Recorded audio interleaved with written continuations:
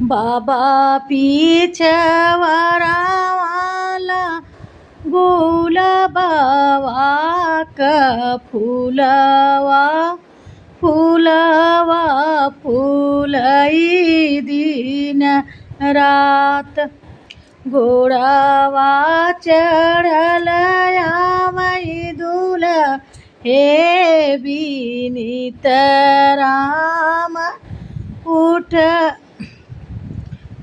घोडावा चढल यावई दुला हे बिनीत राम सुनबे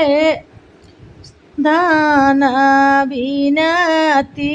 हमार भीतराई बाटुकी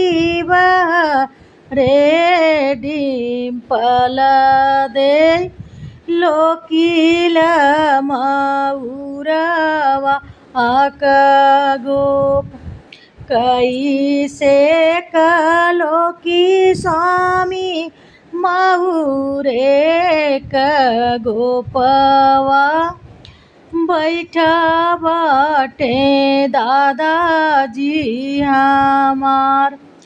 जब मोरे दादाजी हो कुशल संपल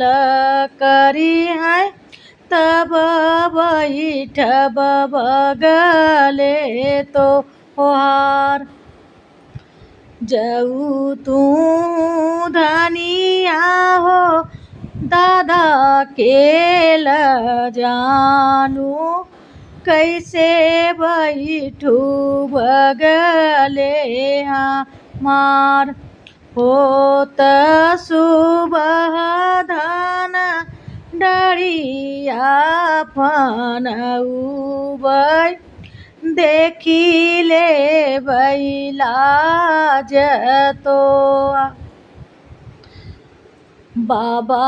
पिछवारावा गुलाबवा का फुलवा फुलवा फुलई दिन रात घोड़ावा चढ़ल यावई दुला हे बिनीत राम लोकी घोड़ावा चढ़ल यावई दुला हे बिनीत राम।